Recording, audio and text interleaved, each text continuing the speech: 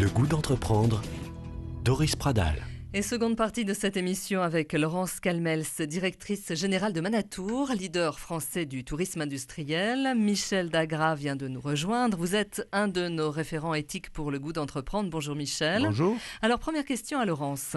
Voilà, il se trouve que j'ai été dans ma jeunesse un passionné d'aviation et ce que vous nous avez expliqué tout à l'heure me touche beaucoup.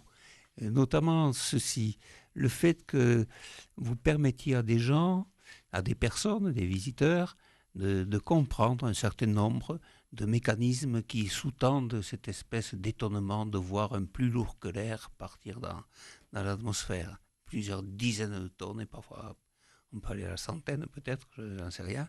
C'est assez étonnant. Et ce service de permettre à des gens de comprendre ce qui apparemment est mystérieux me paraît une valeur humaine très très importante. Devenir intelligent est toujours quelque chose de précieux et ne pas se contenter de dire « ah ben ouais, c'est comme ça et puis c'est tout ». Et puis cette intelligence qui croît en quelque sorte est une denrée immatérielle. Et ce n'est pas un produit qui se vend qui se pèse à la balance et qui se vendrait en fonction du prix estimé. Voilà, vous êtes dans l'immatériel et cette composante de l'homme qui est prendre conscience, savoir. Prendre conscience aussi, vous avez dit le mot au début, de savoir-faire. Et Dieu sait si dans les entreprises, cette communication du savoir-faire est parfois freinée par ce désir de pouvoir garder pour soi, cette espèce de pouvoir de savoir sans transmettre. Et là, vous cassez un peu cette espèce de carapace pour permettre à des gens de comprendre comment cette valeur-là vous touche-t-elle dans votre métier. C'est vrai que c'est une valeur qui est très très ancrée au sein de Manatour. Effectivement, du fait que notre cœur de métier, c'est vraiment de transmettre des savoirs, puisque la grande majorité de nos équipes est composée de guides médiateurs, guides conférenciers. Ces personnes-là, en fait, qui tous les jours sont en contact des groupes ou des visiteurs, ont la passion de transmettre. Quand je recrute des nouveaux guides, première question que je leur pose, c'est qu'est-ce qui vous plaît dans votre métier ? Ils me répondent, on a envie de transmettre ce que l'on sait. Et c'est vrai qu'on a dû donc les former pour notamment le musée, pour qu'ils puissent acquérir une connaissance encore plus large, puisque certains d'entre eux étaient extrêmement pointus sur les techniques aéronautiques du fait des visites que nous réalisions pour Airbus. Toute la culture, l'histoire autour de l'aéronautique internationale, c'est un domaine très très vaste. On peut toujours apprendre, toujours se former.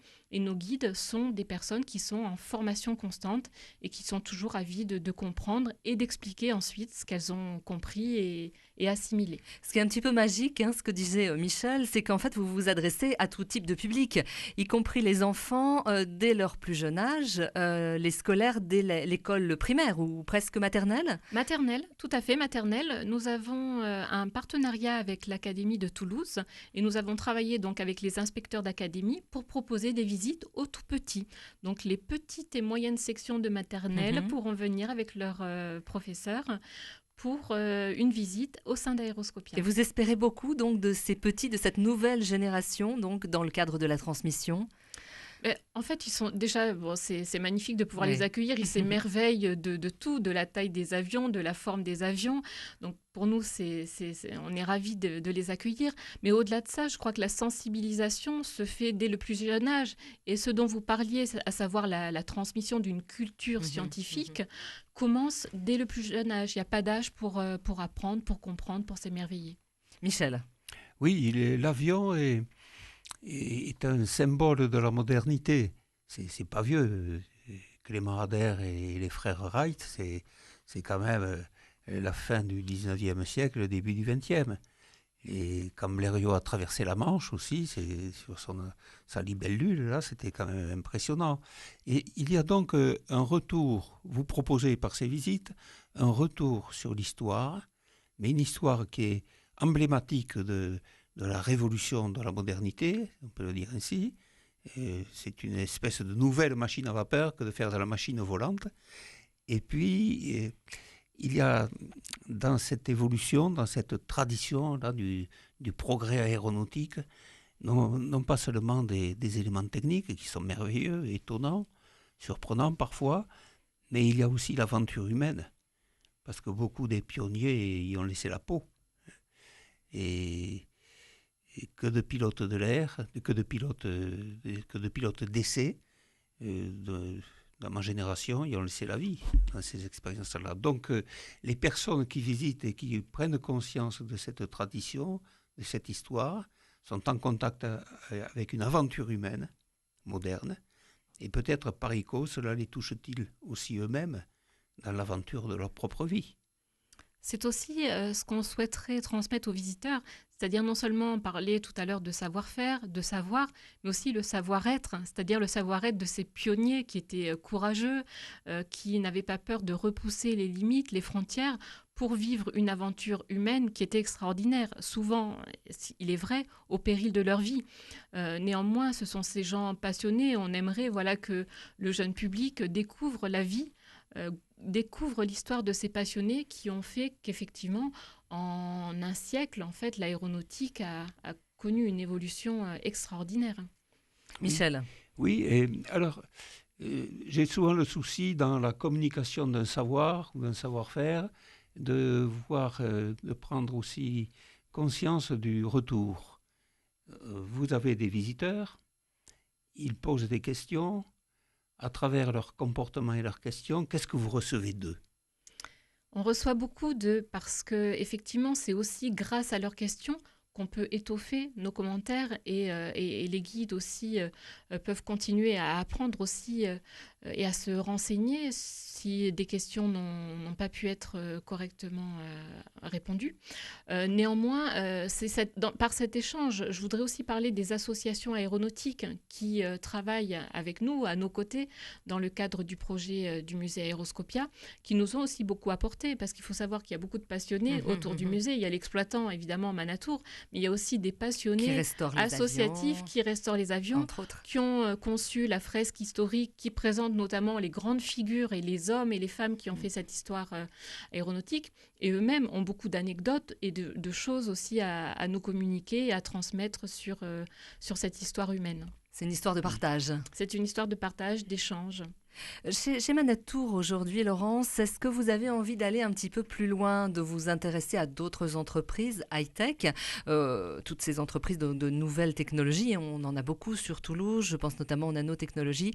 Est-ce qu'il y aurait un public pour ça ? Est-ce qu'il y a une demande pour ça ? Est-ce que ça fait partie de vos priorités ou de vos envies ? De nos envies, pourquoi pas. Ce qui est un petit peu complexe en fait dans comment montrer en fait ce qui se fait en termes de nouvelles technologies, c'est justement ce côté visible. Qu'est-ce qu'on peut montrer ? Alors quand on parle de l'infiniment petit, ce n'est pas toujours très facile à montrer. C'est ça. Lorsqu'on parle de laboratoire de pointe, il y a des règles déjà de sécurité assez contraignantes, et puis tout n'est pas forcément très visible. Donc il faut faire une mise en tourisme ou une scénographie spécifique pour accompagner justement le discours. Certaines entreprises sont prêtes à le faire, d'autres moins, mais c'est difficile de se dire, voilà, on va faire visiter une structure et montrer ce qui existe. Ça nécessite néanmoins une mise en scène et une scénographie, surtout pour les technologies de pointe. Mais on est tout à fait ouvert à toute proposition qui pourra arriver dans ce secteur-là. Il y a un véritable potentiel pour ça. Michel. Quand on vous interrogeait tout à l'heure sur votre management, vous disiez c'est un ensemble de postures ou de soucis et vous avez décliné concilier, faire participer, décider, être à l'écoute, être exigeante. Et ça fait un joli bouquet de valeurs. Quelle est dans ce bouquet la fleur qui a le plus d'épines et celle qui, au contraire, est la plus agréable à vivre ? Il est toujours plus agréable de travailler en mode participatif et collaboratif, c'est-à-dire échanger. Oui, ça c'est le côté agréable. Parfois, il y a néanmoins des décisions qui doivent être prises.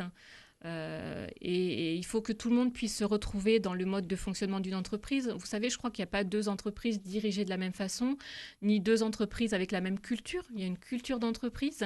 Et donc, il faut que le management s'intègre aussi à la culture de l'entreprise. Moi, vous savez, je suis là depuis 3 ans maintenant. L'entreprise a 25 ans d'existence. Et donc, je pense que nous essayons de travailler ensemble, de vivre le mieux possible pour que chaque jour, on ait plaisir à venir au travail. Et j'espère en tout cas que c'est le cas chez Manatour. Si travailler ensemble et vivre le mieux possible ensemble, c'est le vivre ensemble qui résumerait un peu l'ensemble, c'est le cas de le dire. Hein. Oui, et c'est une quête sociale permanente, ça, de réussir un vivre ensemble. Oui, je crois qu'on est plutôt sur des... on a l'impression, en tout cas, les médias veulent bien nous laisser croire que chacun se replie sur soi, qu'on est sur des modes un peu plus individualisés. Néanmoins, on a vu beaucoup de cohésion sociale ces derniers temps avec les difficultés et les horreurs qu'on a pu voir au mois de janvier. Et donc, je pense qu'être solidaire, s'entraider, vivre ensemble, oui, c'est vraiment une quête et j'espère qu'on continuera tous à aller dans ce sens. Est-ce que vous évoluez dans un monde essentiellement masculin? Vous êtes une femme dans un monde d'hommes? Alors, j'allais dire... Oui et non. Oui et non. Dans les aspects techniques, oui, on est plutôt dans un monde masculin. Néanmoins, dans le domaine de la communication ou du tourisme, on a plutôt un monde très féminin. Donc, quand je suis arrivée dans l'entreprise, je crois qu'il y avait 3 hommes pour une quarantaine de salariés. Donc, voilà, tout dépend du secteur vraiment d'activité. Merci beaucoup, Michel. Un dernier... Merci. Rien à ajouter? Non, je suis comblé par ce que j'ai entendu à la fin, avec ces questions de solidarité, de vivre ensemble, comme si l'entreprise, ou certaines entreprises, je souhaiterais toutes, avaient aussi à intégrer dans leur propre fonctionnement ce que l'on souhaite dans la société. Merci à vous, Laurence. Merci à vous, merci beaucoup. On peut donner l'adresse peut-être d'Aéroscopia? Alors, www.musée-aéroscopia.fr. Merci à vous de nous écouter sur Radio Présence. Vous souhaitez nous contacter et nous écrire? Notez bien cette adresse, entreprendre@radioprésence.com.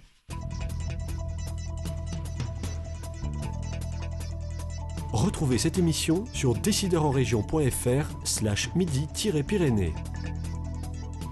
Le goût d'entreprendre, une émission en partenariat avec la Caisse d'épargne, la Banque des entreprises et des professionnels de Midi-Pyrénées.